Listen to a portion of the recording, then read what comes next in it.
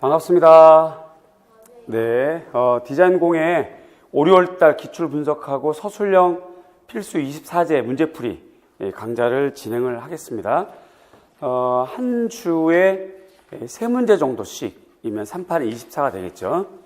여러분들 프린트물을 보면 요 화면하고 프린트물하고 좀 똑같은데, 일단 이론 정리를 기출과 함께 해 나가겠습니다. 제가 이렇게 좀 보기 좋게 이렇게 칸을 좀 나눠놨지만 기출 문제를 보면서 이론 정리가 되는 거니까 그것이 같이 묶여 있다고 보시면 돼요. 그 다음에 오늘 같은 경우는 디자인 역사라서 문항수가 많지가 않아요. 그런데 이럴 경우는 책을 좀 보고 기출 문제를 보거나 이렇게 매주 영역마다 좀 다르게 이걸 같이 묶어서 하거나 별도로 쪼개서 하거나 그건 제가 알아서 진행을 하겠고요. 그 다음에 수업시간 중간에 매주 3문제씩 해서 3판에 24, 그래서 24제 정도가 됐는데 오늘은 문항수가 3개가 아니라 5개인 것 같아요.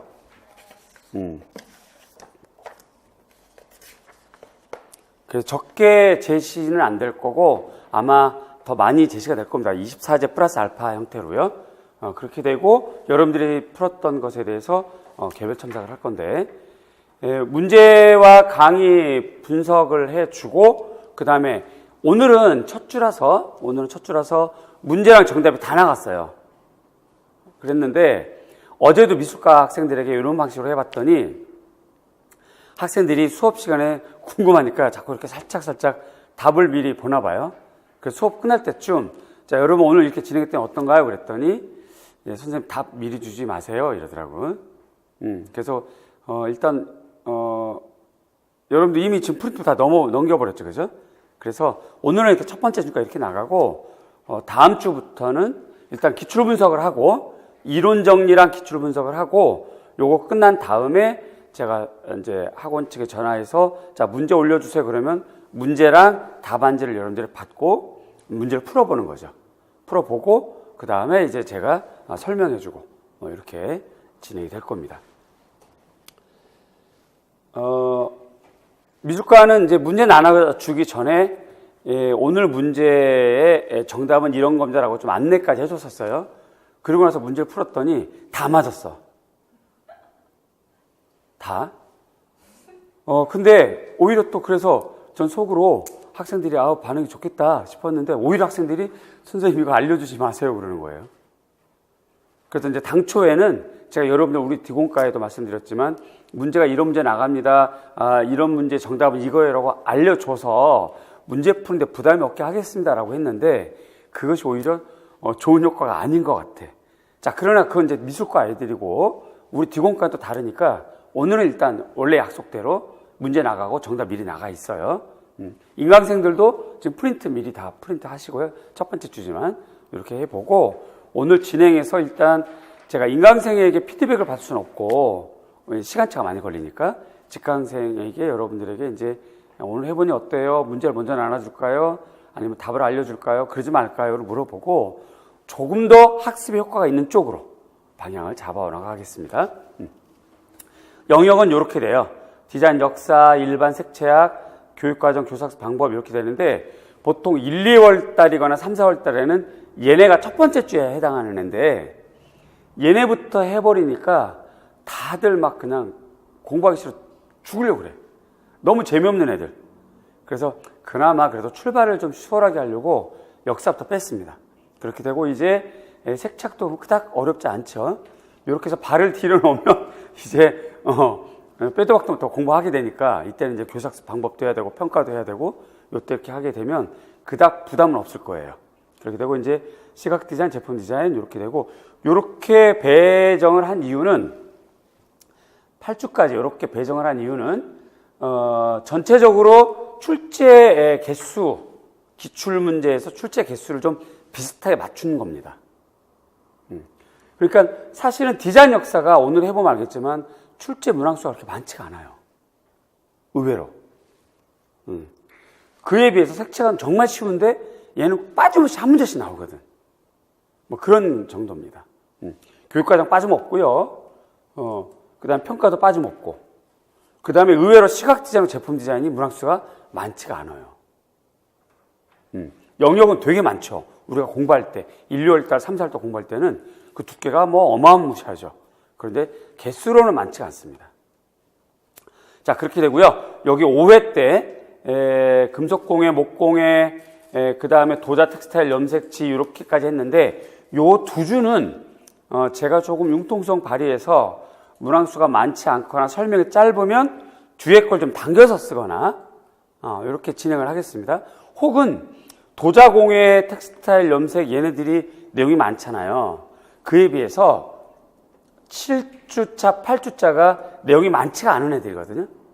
그래서 제가 봤을 때 설명이 좀 길게 필요한 애들은 조금 수업이 좀 밀리더라도 7주차까지 좀 이어져 가고 디스플레이, 실내 디자인, 영상, 컴퓨터 얘네들은 제가 이렇게 뒤로 밀어서 그래서 8주차에 제가 이렇게 적어드렸어요. 총정리 요 얘기는 총정리도 필요하지만 혹시 이제 공예 때 설명을 많이 해서 밀리게 되면 요때 제가 커버를 하려고 이렇게 해놨어요.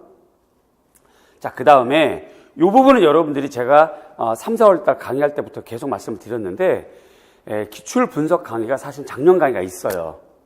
작년에 아주 알차게 수업을 좀 했거든요. 답을 다 알려줬어요, 답을.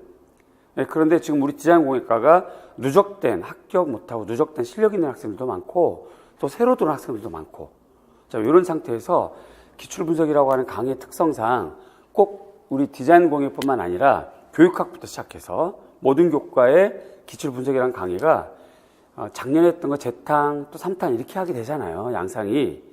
그래서 이제 그건 제가 좀 싫고 작년에 했던 걸 또 똑같이 하기도 싫고 그래서 작년에 했던 것을 여러분들이 좀 저렴하게 강의를 들을 수도 있으니까 중요한 건 여러분들이 이제 다 풀어보고 이해가 안 되는 것들 답이 왜 그런지 모르겠던 것들을 체크해서 저한테 알려주시면 제가 그 부분을 더 추가해서 설명해 주는 걸로 그래서 학생들이 요청하는 문제들을 더 설명해 주는 건데 요거는 8주차에 적어놨지만 뭐 2주, 3주, 4주 언제든 다 가능합니다.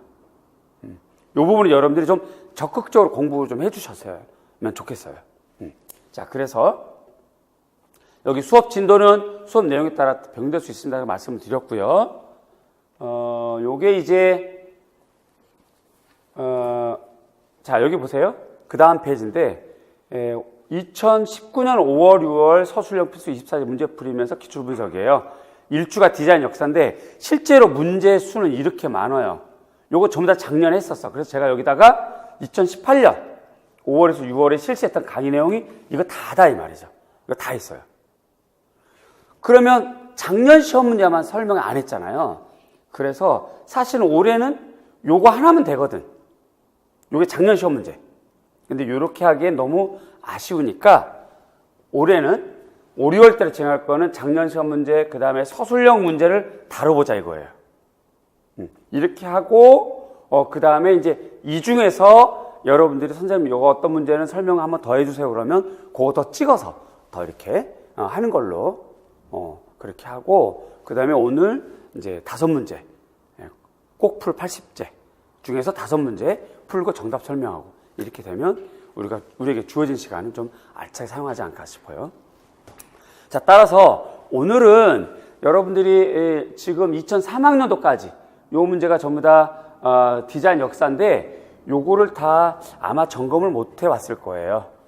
그러면 여러분들은 오늘 수업을 듣고 요 자료를 집에 가져가셔서 혹은 인강을 듣고 1, 2주가 지나더라도 상관없으니까 여러분들이 가급적이면 빠르게 인강생은 가급적 빠르게 직강생은 요번 주 중에 우리 디자인공예 카페에 몇 학년도 몇 번 좀 다뤄주세요 라고 해주시면 다음 주에 그걸 반영해서 수업을 더 넣겠습니다. 이해 가죠? 아울러서 요거는 다음 주 거예요. 요게 2주차. 디자인 일반하고 그 다음 페이지가 2주차도 색착이거든. 요게 전부 다 문항 수예요. 문항 다 들어가 있는 기출 문제예요. 근데 이거를 다 다루기에는 좀 어렵고 그러니까 2주차에 이런 것 중에서 여러분들이 좀 미리, 특히 이 중에서 어떤 걸 다시 한번 설명해 주세요라고 하면 1주차 거 모아서 2주차 거랑 함께 다음 주엔 좀 많이 문제를 좀 다룰 수 있도록 그렇게 진행을 할 겁니다. 여기까지 진행 방향, 방법, 방식 이해 가시나요? 그럼 여러분들이 인강생은 조금 언제 이 수업을 언제 들을지 모르지만 듣고 난 상태에서부터 바로 이어져서 건의를 좀 해주시고 그거를 반영하겠습니다. 자, 그래서 다시 말씀드리지만 여러분들 일단 오늘 주어진 상태로 공부를 하고요. 그 다음에 이걸 상태로 집에 가서 1주차 기출문제를 한번 쭉 넘겨보는 거예요. 요거 1주차 기출문제를 쭉 넘겨보는 거지. 그리고 그 중에서 자기가 제일 어렵고 이해가 안 되는 거를 찍어서 카페에다 올려주는 거예요. 디자인 공예 우리 카페에 어떤 문제 좀 설명해 주세요라고 하면 그걸 다음 주에 설명해 줄 거고, 아울러서 여러분 또 2주 다음 주에 해당하는 거 또 미리 한번 요번 주에 다 봐야 돼요. 그러니까 여러분들이 요번 주에 분량이 좀 많죠. 기간제도 해야 되고 또 직장도 다니고 그런 과정에서 분량이 좀 많긴 하지만 일단 주어진 시간 최대한으로 열심히 노력해보고 시간 알차게 써보고 그걸 좀 잘 이용하자는 건데, 만약에 그게 밀리면 그 다음 주 때가 또 해줘도 돼요. 예를 들어서 3주차 때 1주차 질문 오면 그거 해주면 되지 뭐. 그러니까 우리가 조금 융통성 있게, 대신에 여러분들이 좀 궁금해하는 건 제가 좀 꼭 긁어주고 알려주는 거, 그런 역할을 할 테니까 2주차 걸 미리 좀 알아보시고 특히 요거 좀 알려주세요 라고 하면 그걸 더 집중적으로 다음 주에 설명해 줄 겁니다. 다음 주는 디자인 일반, 그 다음 디자인 색채학 이렇게 되는 거예요. 여기까지 이해 가시죠? 요번 주에 조금 바쁘게 좀 움직여주세요. 자, 그러면 오늘은 지금 요 정도이기 때문에 문항수가 많지가 않아요. 그지? 디자인 역사. 자, 그래서 이렇게만 하기엔 좀 아쉬우니까 우선 먼저 제가 뭘 하고 싶으냐면, 기본서 우리가 3, 4월 때를 봤지만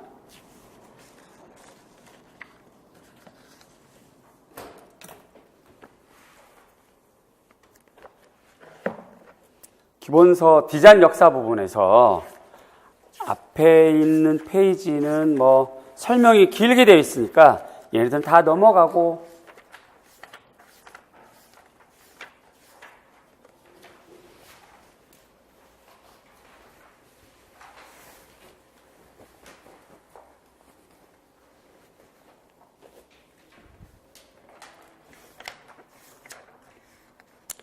우리는 206페이지부터 아주 요약되어 있는 거,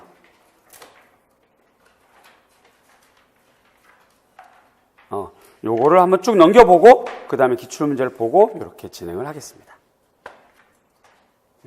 준비됐나요? 206페이지부터 할 거예요. 자, 디자인 역사 미술 공예 운동인데 우선 요 개념부터 알고 있어야 되겠죠. 다시 설명을 드립니다만,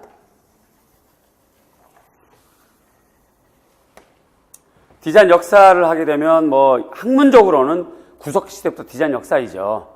도구가 바뀌면 디자인이 바뀐 거예요.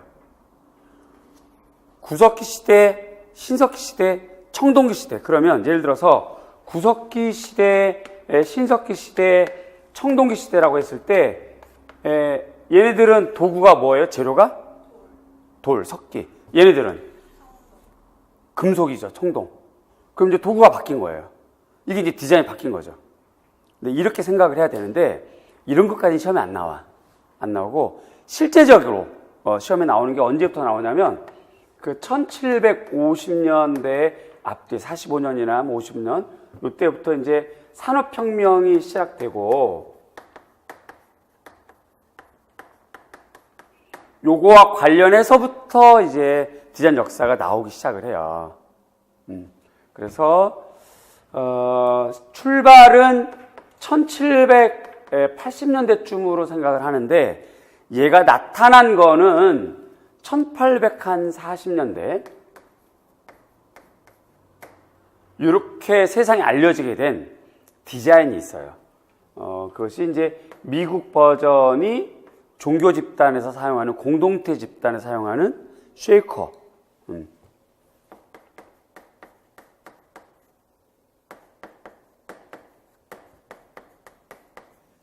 요게 있고, 40년대부터 출발해서 그러니까 20년대부터 1820에서 글씨가 좀 작겠다, 그죠? 영상에서 볼 때 카메라 조금만 당겨주세요. 40년대까지 유럽 버전, 특히 독일 버전에서 비더마이어 양식 디자인, 요게 이제 주목을 하게 되죠. 얘네들의 공통점이 뭐냐면 잘 아시겠지만 한목적성이에요. 질서, 규칙, 기능성, 여기에 초점이 맞춰져 있어요. 이런 애들. 그런데 요 시대가 전체가 유럽에서는 로코코 시절이에요. 귀족 중심, 중산층 이상의 시절이란 말이죠. 그러다 보니까 이러한 양식이 이 시대 전체를 대변하지는 않아요. 그럼 이 시대 전체를 대변하는 거는 로코코 시대 혹은 신바로크라고 해요. 이렇게 나라마다 양식 이름이 좀 다르죠. 프랑스는 요 시절이 이제 고전주의, 신고전주의 이후에 신고전주의 이렇게 되고, 예술로, 문학으로는 이렇게 얘기하고, 디자인에서는 이 시절을 빅토리아 왕조 시절, 영국 빅토리아 왕조 시절 혹은 절충주의 시절, 이렇게 막 나라마다 이야기들이 달라요. 어쨌든 이들의 주된 계층은 귀족 중심이란 말이죠. 귀족, 여러분처럼. 뭐 당연한 걸 그런다 뭐 표정이에요. 떡더럼하신가 봐요. 아니면 이제 부르주아라고 그러잖아요. 중산층, 부르주아. 계층이에요. 이러한 계층들은 검소한 거, 질서 있는 거, 뭐 이러한 것을 좋아할까, 싫어할까? 싫어하죠. 뭔가 과시하고 싶어 하잖아요.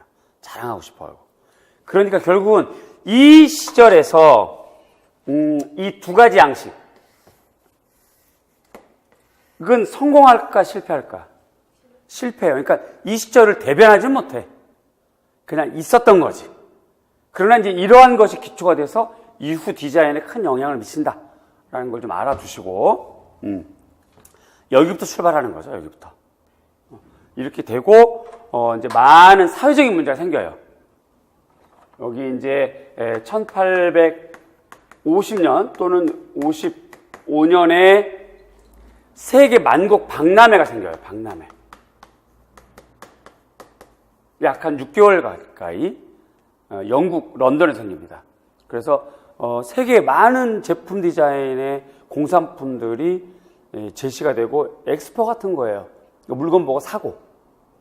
근데 그 과정에서 그때 당시 세계를 이끌었던 영국의 제품들이 제일 안 좋았단 말이죠. 후배니 됐어요. 완전히. 그래서 이제 충격받고 이걸 대책을 어떻게 하면 좋으냐부터 시작해서 이때부터 영국 같은 경우는 디자인 학교를 국가가 운영을 해요.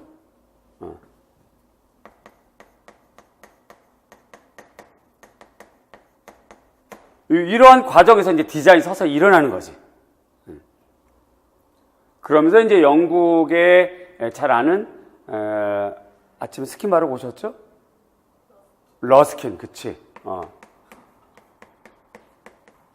러스킨의 철학에 근거해서 두 가지 예술 계통이 파생이 되는데, 하나는 회화 계통에서는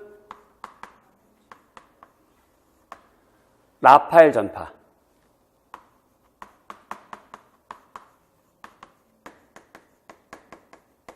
라파엘 전파 대표 작가 단테 가브리엘 로제티라고 하는 라파엘 전파. 그 다음에 디자인에서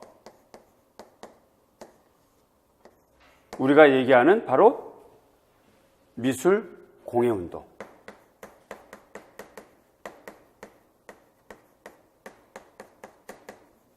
이것이 이제 생겨나기 시작하거든요.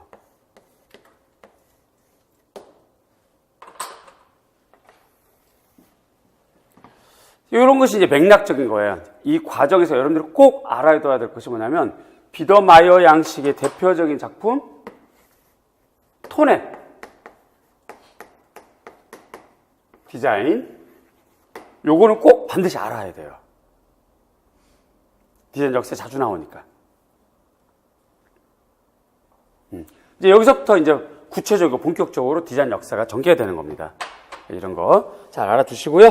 자, 이제 미술 공예운동입니다. 주요 특성, 간결한 형태, 꾸미 없는 선. 지금 봐서는 간결한 형태가 아니에요. 그러나 당시로 봐서는 굉장한 거였죠. 예를 들어서 여러분 작년 시험에 나왔던 판톤, 베르너 판톤 디자인 의자 기억나죠? 베르너 판톤 디자인의 제작 방식이 뭐냐면 사출 성형이에요. 그냥 플라스틱을 틀어놓고 확 찍어내는 거지. 지금은 너무 쉽고 너무 간단한 기술이거든. 제작 방식인데 당시 1960년대에는 그게 굉장히 어려웠어. 불과 지금 몇십 차이 안 나잖아요.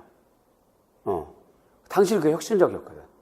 그러니까 우리가 지금 그런 문제를 쓸 때 혁신적인 사출 성형법이라고 쓴 게 정답인데, 지금 시각에서 보자면 이게 뭐 혁신이야? 뭐 막말로 저 김서방, 저 박서방도 다 만드는 거? 이렇게 얘기할 수 있거든요. 근데 지금 시각에서 보면 안 되고, 역사가 출현했던, 그 제품이 출현했던 그 역사 시절의 관점으로 보시는 거예요.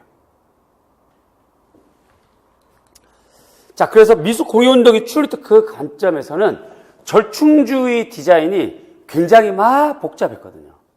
장식이 과다하고 지나치게, 거기다 사람, 뭐 왕비 사진 막 다 쓰고, 이런 것들을 문양을 단순화시키고 간결하게 하고 이렇게 이어나가면서 출현했던 미술 공예운동. 그래서 간결한 형태, 꾸미 없는 선형. 기계로 생산된 제품보다 수공품이 더 우월하다고 믿고요. 기계 생산이 생산자와 소비자를 모두 격화시키는 걸 강조한다. 그러니까 수공 생산을 강조한다는 거지. 이런 것도 잘 기억해 두셔야 돼요. 그래서 이제 거기 있는 작품들, 미술 공예운동 작품 잘 기억해 두시고, 나머지는 여러분들이 우리가 다 1월 혹은 3, 4월 때 혹은 개별학습 혹은 작년 강의 때 다 했던 것들이니까 여러분들이 좀 개별 정리 좀 했으면 좋겠고, 그다음에 오른쪽에 자포니즘. 이건 이제 디자인 양식이라기보다는 어떤 그 영향관계, 일본풍이라고 하는 거죠. 일본풍. 그래서 주요 사실이 격자구조. 그러니까 왜 우리 문창살 있죠? 한국이나 일본이나 동양에서 사용하는 문창살. 격자구조. 그 다음에 식물 같은 모티브. 이런 것들이 됩니다. 그대로 넘기면 아르누보. 이건 이제 국제 양식이에요. 그래서 나라마다 특성이 좀 달라요. 특히 얘는 직선적 아르누보, 곡선적 아르누보로 구분해서 공부하셔야 되는데, 직선적 아르누보는 영국 스코틀랜드 글래스고파 디자인, 그 다음에 오스트리아 빈 분리파. 곡선적 아르누보는 프랑스, 벨기에 뭐 이런 계열들. 독일의 초기 아르누보가 곡선적이었어요. 그 다음에 이제 독자적인 스타일의 스페인.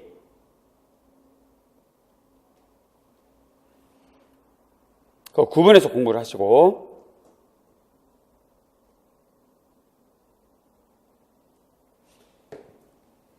대표적인 거는 이제 곡선적일 경우 유기적인 잎사귀 모양, 구불구불한 선, 비기하학적인 채찍 모양의 곡선 이런 거. 그 다음에 역시 독일 아르누보 초기가 있고 후기가 있습니다. 곡선적이었다가 직선적으로 이끌어 나가죠. 독일은. 근데 그것이 짧아요. 짧고 무엇이 일어나냐면 독일 공작연맹이 일어나죠. 지금 우리 209페이지 보는 거예요.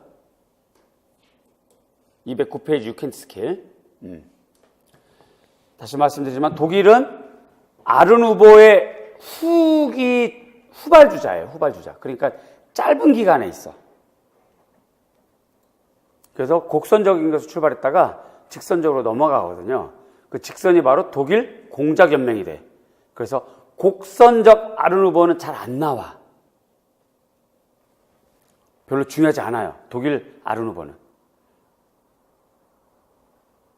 오히려 독일 공작연맹이 더 중요하지.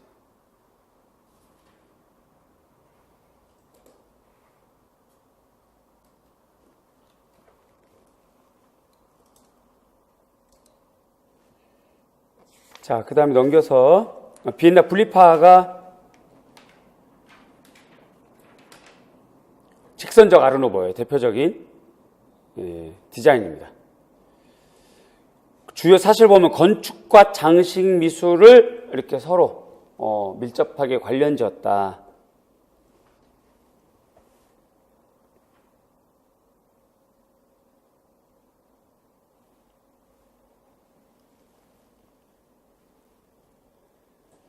빈 공작연맹과 비엔나 분리파는 같은 걸로 구분하세요. 시험에서는 같이 묶여서 나옵니다. 주로 이제 분리파는 주로 이제 평면 포스터라든가 이런 쪽에서 나오고 제품은 주로 이제 공작연맹 쪽에서 이제 주로 나오고. 특징은 어쨌든 분리파이던 공작연맹이던 간에 직선적이고 곡선적이고 둥근 원 장식적이면서 간결하고 하여튼 복합적인 양태를 갖고 있다는 거.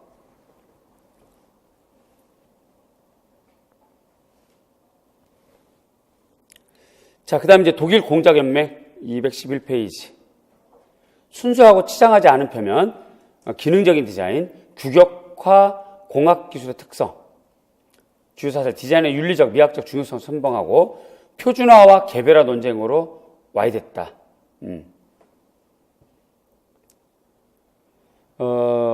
이게 아주 1914년 아주 중요한 디자인 논쟁이죠.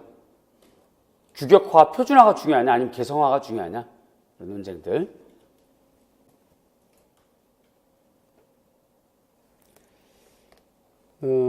제일 중요한 작품들이 보통 페터 베르트 작품이 많이 나오니까 잘 작품 기억해 두시고요. 뒤로 넘기면 미래파는 잘 나오지는 않습니다. 참고만 하시고. 그 다음 이제 아르데코 장식적인 디자인을 말해요. 213페이지. 기하학적인 형태, 계단 모양의 형태, 선명한 색상, 날카로운 가장자리, 또 둥근 모퉁이 뭐 이런 거. 재료가 값비싼 거, 대량 생산 체제, 수공 생산과 겸해서 같이 만들었다고 보시면 되겠고요. 아르데코 같은 경우는 포스터가 나오면 카상들가 제일 중요하고요. 생활용품이 나오면 아르네 야콥센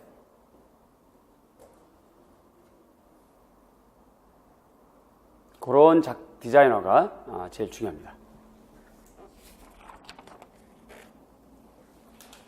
소용돌이파는 영국인데 이건 그닥 입체파랑 비슷해요. 입체파랑. 그래서 그닥 중요하진 않고요. 다다도 사실은 우리 디자인에서는 그렇게 막 나오지는 않는데 어쨌든 전통적인 디자인을 깨트렸다라고 보시면 되겠고.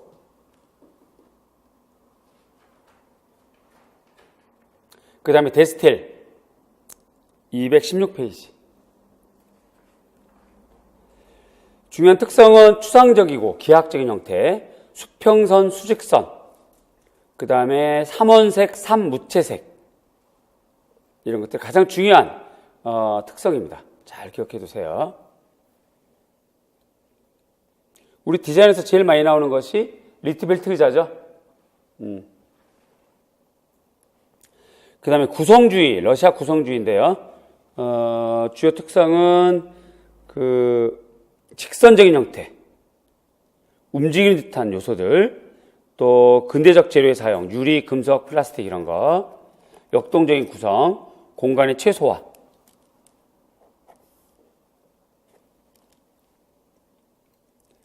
미술과 디자인이 산업 생산 속에 흡수돼야 된다. 그러니까 디자인은 곧 인민혁명에 도움이 돼야 된다. 이런 측면입니다. 기하학적이고 정밀하고 수학적인 방법으로 작업에 이용했다. 이때는 뭐 디자이너다, 미술가다 구분을 안 했어요. 그냥 예술가 이렇게 좀 묶었는데, 대표적인 작가가 여러분 잘 아는 엘 리스키. 그 다음에 로드첸코. 그 다음에 또는 모홀리나기 같은 경우도 있고 그렇습니다. 그 다음에 바우하우스. 얘는 우리 디자인 공예 교수법으로 나오거나 아니면 이제 디자인 역사로 나오겠죠. 혹은 제품 디자인에서 의자이거나. 디자인 역사로 나오게 될 경우는 초기 바이마르 시절은 수공 생산. 그 다음에 우리가 알고 있는 바우하우스는 데스토 시절. 그건 대량 생산.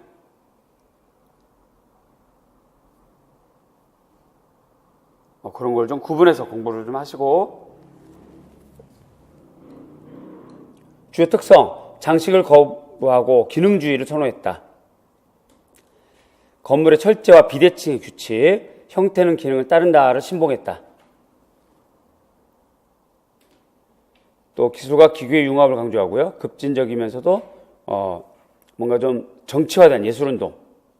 그래서 사회주의적 성향을 좀 지녔다 하는 거. 그 다음에 뒤로 넘기면 유선형 디자인. 미국도 있지만 유럽 버전도 있습니다.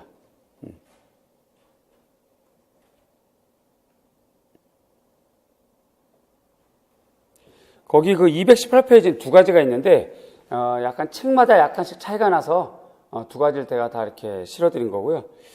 시작의 시대가 20년대다 혹은 30년대 이렇게 얘기하는데 대체로 20년대에서 40년대로 보는 게 제일 맞습니다. 이때 세계의 경기가 공황 상태로 빠져들죠. 그래서 이제 경기를 부흥시키려고 소비를 촉진하는 디자인을 추구합니다. 그래서 소비 촉진 디자인이 바로 유선형 디자인, 스트림라인이라고 그러죠. 일단 위에 박스를 보면 주요 특성, 유선형 표현, 강한 기하학적 형상, 또 유리와 크롬의 사용,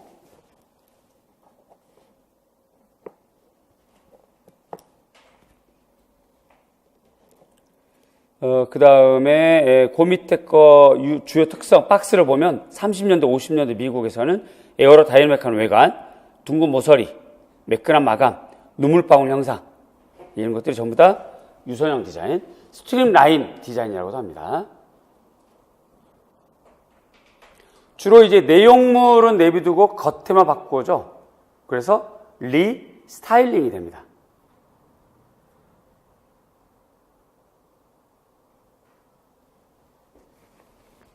자, 초현실주의는 그닥 중요하진 않은데, 초현실주의가 만약 시험에 나온다면 포스터가 나올 테고요.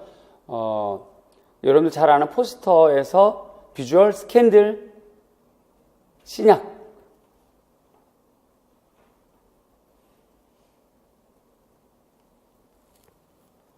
그런 작품들이 초현실주의로 나올 확률이 높습니다.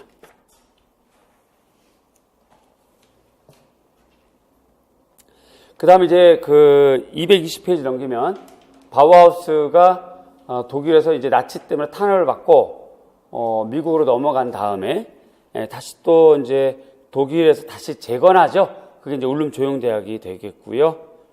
그 중간에 오가닉 혹은 오르가닉 혹은 유기적 그렇게 말하는 디자인이 형성됩니다. 굉장히 좀 자연주의 형태, 인체공학적인 형태.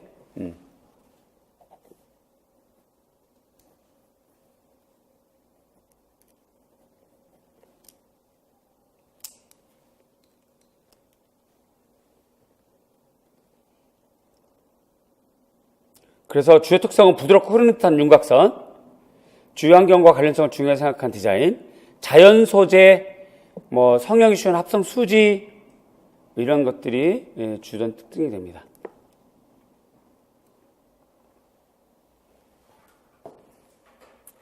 주로 이제 알바 알토나 찰스 임스 작품들이 많이 나오니까 그런 작품들은 잘 기억해 두시고요. 자, 동일한 시절에 북유럽 쪽에서는 지역적 특색이 강한 스칸디나비아 모던 디자인이 출현합니다. 이건 지금까지 계속 이어지고 있는 디자인인데요. 밝은 빛깔, 목재나 혹은 지역적인 천, 펠트 이런 거 많이 쓰죠. 그러니까 자연 소재랑 그 지역 특산물 주로 많이 사용하는 거. 깨끗한 선, 간결하며 조직적인 형태. 그래서 스웨덴, 덴마크, 핀란드 중심인데 나라 구분은 의미가 없어요. 그냥 작가 중심으로 작가 작품을 분석하는 걸로 공부하시는 게 좋을 것 같습니다.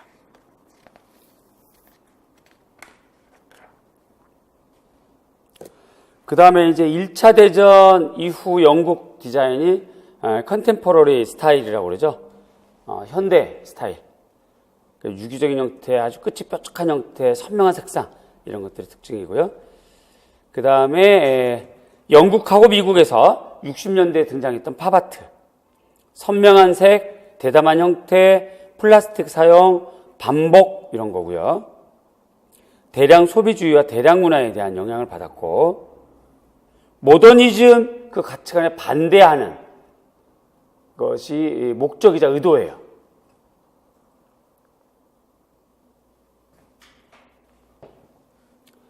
그 다음에 여기에 반대해서 또 오바트가 등장하죠. 그 시각적인 착시를 일으키는 223페이지 오바트. 물결무늬라든가 이렇게 좀 변형된 기하학적인 형태. 특히 이제 오바트는 색채학으로 나올 확률이 높습니다.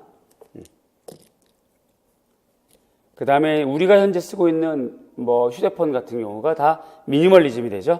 미니멀리즘이 60년대 미국 중심의 기하학적인 형태, 고정된 색상, 이런 그리드 베이스의 구성, 이런 것들이 되겠고요. 뒤로 넘기면 포스트 모던 디자인 중에서 하나인 안티 디자인. 강한 색상, 스케일의 왜곡, 또 사물의 기능성, 원래 목적을 훼손하는 거죠.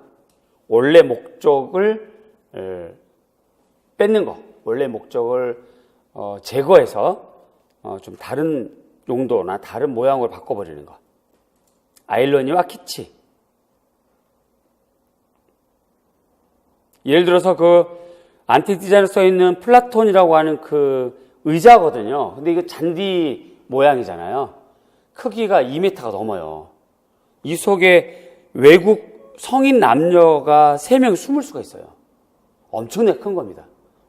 그러니까 스케일을 왜곡했죠. 스케일을. 원래 목적도 상실했죠. 의자라고 하면서도 의자의 목적이 아니에요. 그런 것들. 자, 그 다음에 오른쪽에 하이테크 디자인. 간결하고 또 미니멀적인 스타일. 뽕피드 센터가 하이테크 디자인의 건축물로서 그 대표적인 사례.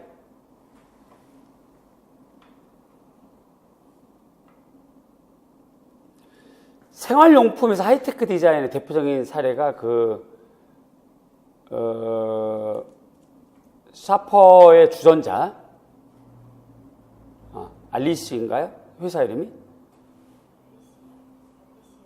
알리시안가 같은 그 회사 이름이 있죠? 그 사퍼, 주전자, 그런 게 하이테크 디자인이에요.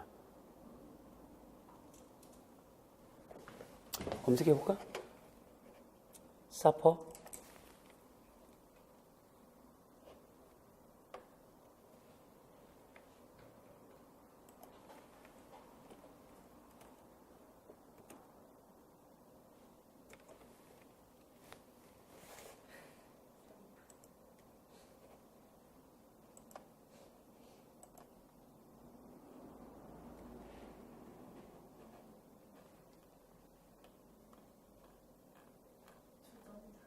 주연자로 해야 되네. 사퍼 주연자.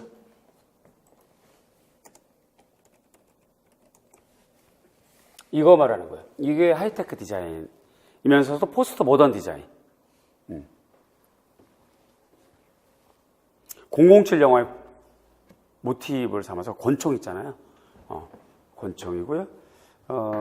온도에 따라서 소리가 다릅니다. 따다다다닥 소리가 좀 나고, 둥근 몸체, 기하학적인 형태, 스테인리스 플라스틱 수지의 성형. 이제 디자인이 좋죠. 어쨌든 하이테크는 그렇게 됩니다. 그 다음에 이제 그 뒤로 넘기면 후기 산업주의라고 하는 것이 있고, 포스트 모던 디자인은 멤피스만 좀 기억해 주시면 좋겠고요. 또 이제 작가 맨디니 작가 작품들을 좀 봐주시면 좋겠고요. 그 228페이지가 멤피스가 됩니다. 그래서 기능주의에 대한 거부, 대담하고 기하학적인 형태, 키치 스타일, 그 외에 이제 전부 다 해체주의. 자, 여기까지가 간략하게 살펴본 디자인 역사. 이렇게 되겠습니다. 자, 우리가 이제 오늘, 그래서 이제 요 밑에부터, 2014학년도 논술 문제, 요 시절에는 논술이 15줄 쓰는 거였어요. 15줄. 그리고서부터 이제 20줄로 넘어갔죠. 그러다가 이제 작년에 논술이 마지막으로 이제 없어졌고, 올해는 논술이 없어요, 이제부터는. 다 서술형이에요. 그래서 우리는 요 순서대로 먼저 이렇게 올라가겠습니다.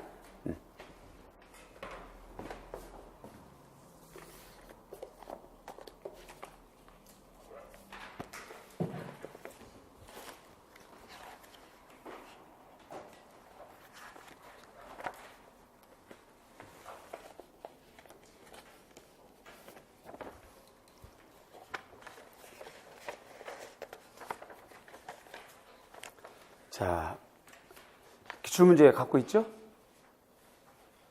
없어요? 기출문제, 요거. 없어요?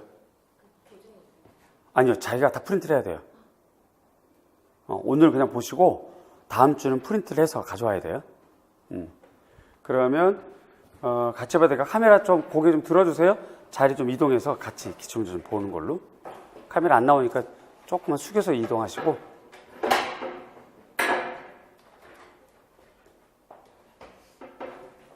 사실 뭐 얼굴 나와도 되는데 학생들이 막 이렇게 숨기길래 또 우리 감독님이 잘 또 그 협조해 주셔서 카메라도 이렇게 들고 하는데, 내 입장에서는 아이 뭐 내 수업 듣는데 그렇게 창피해? 뭐 이렇게 물어볼 수도 있고 그래요. 근데 이제 미술과 같은 경우는 학생들이 좀 있잖아요. 그럼 이제 그 학생들이 또 여기가 여학생 화장실이 좀 머니까 제가 한 10분 정도 쉬는 시간을 갖고 있다 보면 여학생들이 이제 늦게 들어오게 될 경우 카메라 자기가 얼굴을 찍혀서 그 다음 주에 이제 뭐 친구한테 전화를 받나 봐요. 인강 듣는 친구한테. 야, 너 얼굴에 나왔다 뭐 이런 식으로. 그러니까 이제 좀 조심해서 이렇게 막 숙이고 다니고 그러는데 나와도 괜찮아요. 초상권 침해 안 합니다. 자, 이제 문제 됐죠? 봅니다. 근대 디자인 운동을 대표하는 작품이다 라고 해서 가하고 나가 나와 있어요. 다음으로 답하시오. 1번. 가나에 해당하는 디자인 운동의 명칭이에요. 그럼 딱 보기에도 왼쪽은 뭔가 곡선적이죠. 뭔가 아르누보예요. 딱 보기도 오른쪽의 세로는 뭔가 좀 딱딱한 느낌 들어요. 뭔가 직선적이지. 작가 이름을 봤더니 왼쪽 가는 기마르, 프랑스 아르누보네요. 오른쪽 베런스는 페터 베런스, 독일 공작연맹. 자, 두 운동의 산업 제품을 통해서 생산 방식을 비교해라. 생산 방식이란 수공 생산이냐, 기계 생산이냐, 단품 생산이냐, 대량 생산이냐, 요겁니다. 그 다음에 가나에 해당하는 양식의 조형적 특징. 조형적 특징. 그렇게 되면 대체로 뭐 형태, 색채, 뭐 구조 이런 것들 써주면 돼요.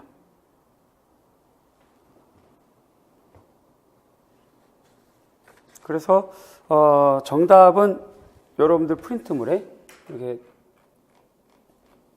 여기 이렇게 있습니다. 이걸 제가 조금 키워볼게요.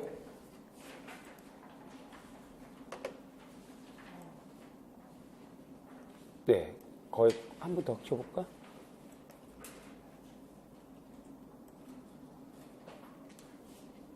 안 되겠네. 요만큼만 해야 되겠다. 네, 프린트물에 있습니다.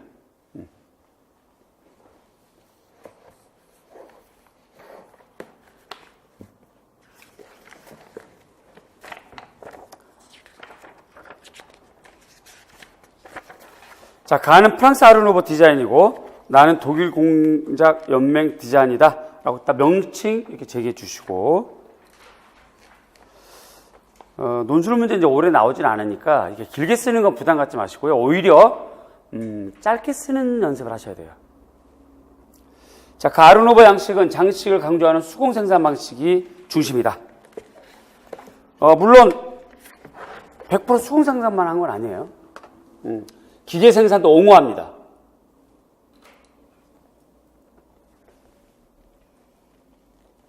특히 제시된 기마르 작품의 생산 방식은 수공 생산된 원형을 중심으로 연쇄 제작이 가능하고 운반과 설치가 쉬운 표준화된 주철 부품들로 시공을 했다는 거죠. 그러니까 일부분은 이렇게 주철로 찍어내고 일부분은 수공 생산하고, 유리 붙임의 천개, 그러니까 하늘 뚜껑 덮은 지붕을 말해요. 천개면의 경쾌한 분위기, 교환 가능한 프리패스브 주철, 유리와 같은 부품을 이용하고 있고요. 조합에 따라 변화를 줄 수 있는 구조 합리주의적인 생산 방식이 반영되었다. 나 독일 공작 연맹의 생산 방식은 규격화된 부품에서부터 기계를 이용하여 대량 생산되는 방식이다.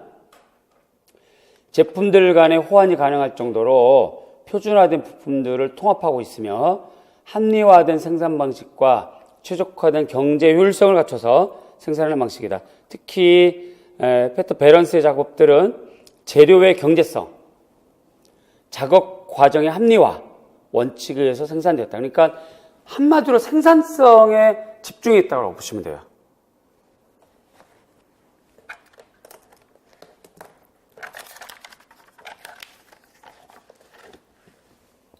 다음,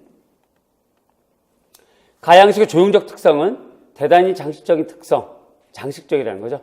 또 건축적인 측면에서는 건물 전면의 장식과 내부의 설비품 및 용구, 세부 묘사에서 장식적이고 미적인 가치의 강조가 돋보이는 거죠.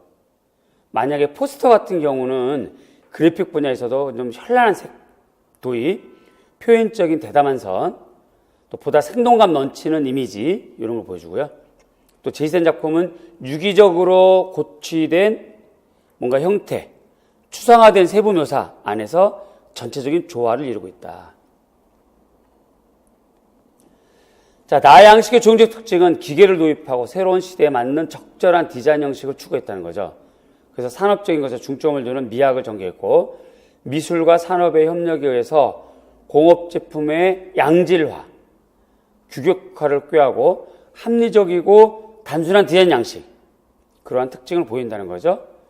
또 전기주전자와 같이 생활용품의 경우에는 작고 값싸고요, 편리했고, 주전자의 전체적인 모양과 뚜껑에서 엿보이는 전통적인 요소, 현대적인 세부 장식을 접목한 디자인 양식을 보인다. 이렇게 됩니다. 따라서 조형적 특징은 형태, 색깔, 구조 이런 것들 주로 써주면 돼요.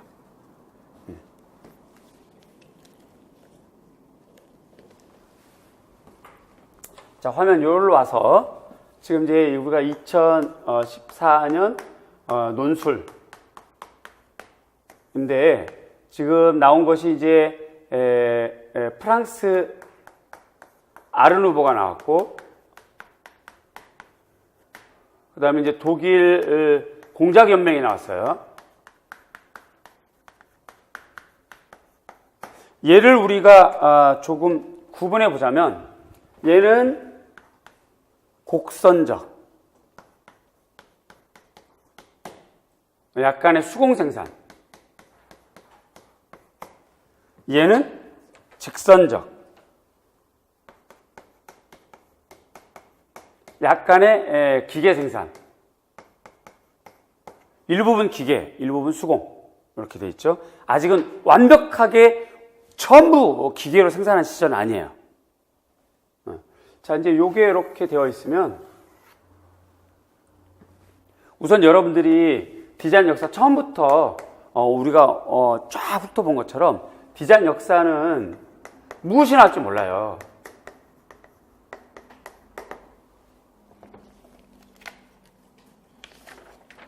특히 제가 연구하면서 이제 한번 분석을 좀 해봤는데,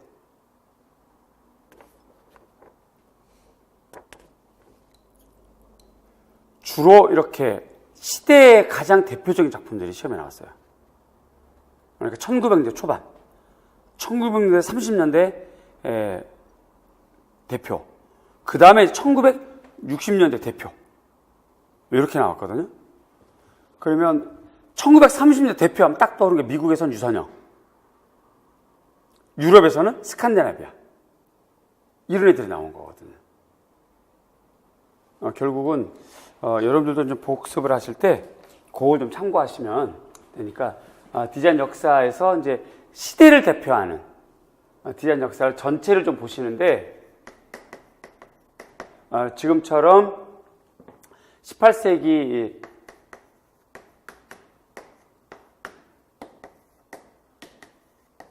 이때는 이제 비더마이어, 요거만 써도 되죠?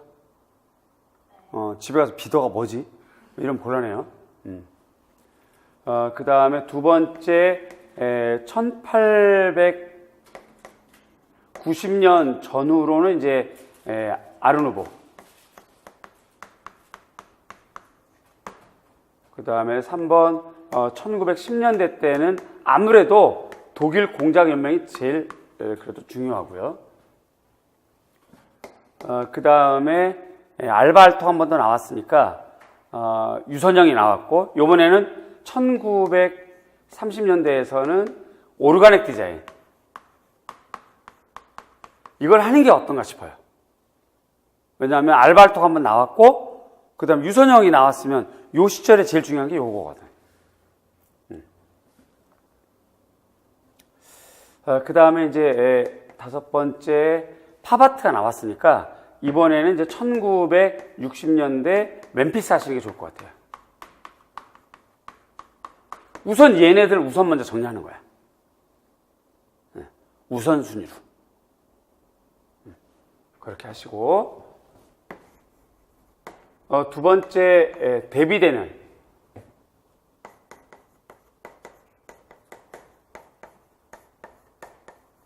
성향 비교를 좀 한번 공부를 하면서 고민을 해보세요. 지금은 말이죠, 여러분.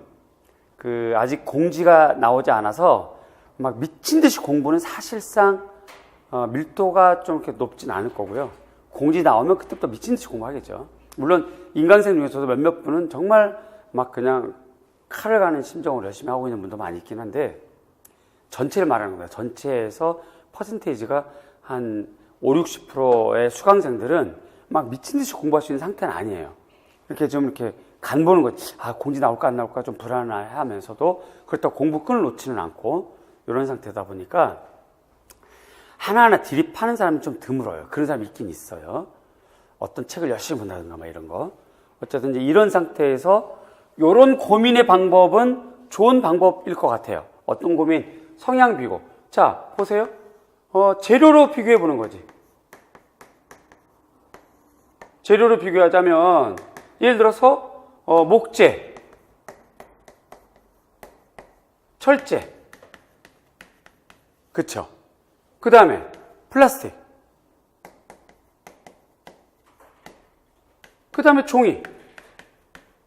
이렇게 해놓고 여기에 들어가는 게 뭔가 고민해 보세요. 이렇게. 이런 고민의 시간은 지금 시기에는 괜찮다 이 말이지, 제 말은. 오히려 이 시기에 어울릴 것 같아요. 공지 나오기 직전이잖아, 지금, 막. 유초등은 이미 공지 다 끝났어요. 7월달 공지까지 다. 7월 시험도 다 이제 발표됐고. 출시가 있는 것 같아요, 유초등은. 좀 올해도 좀 빨리 공지해주면 좋겠는데, 그지? 이렇게 재료로 성향을 좀 비교해 보거나, 두 번째, 생산 방식으로 비교해 봐서 수공 생산, 그 다음에 기계 생산. 이런 것도 고민해 보시고, 그래서 여기다 이제 적는 거죠. 이렇게 항목을. 그쵸? 여기도 이렇게 적겠지. 그치?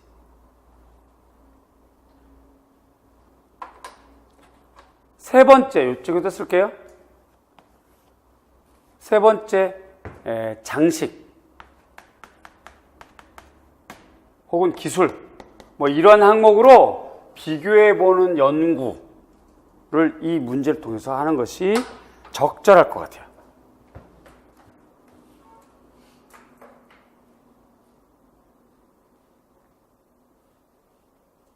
자, 이제 저렇게 공부를 해보거나 일단은 자료를 많이 뽑지 말고 제목만 작성해 보는 거예요. 여기에 이제 이렇게 목재, 토넷, 철제, 브로이어 의자, 뭐 플라스틱, 판톤, 종이, 그 골판지, 그죠? 이렇게 적어보는 거지. 해서 항목을 가지고 오시면 제가 이거 안 해도 돼요, 이거 해도 돼요, 이렇게 체크해도 되고 해드려도. 그러니까 그렇게 여러분들이 좀 자기 주도적으로 해보면서 저랑 협의해 나가고 이러면서 이제 주제들을 이렇게 요약하는 그런 방식이 좋을 것 같아요. 이해 가죠? 자, 잠깐 쉬었다가 그 뒷페이지 이어서 진행하겠습니다. 잠깐 쉬었다 하겠습니다.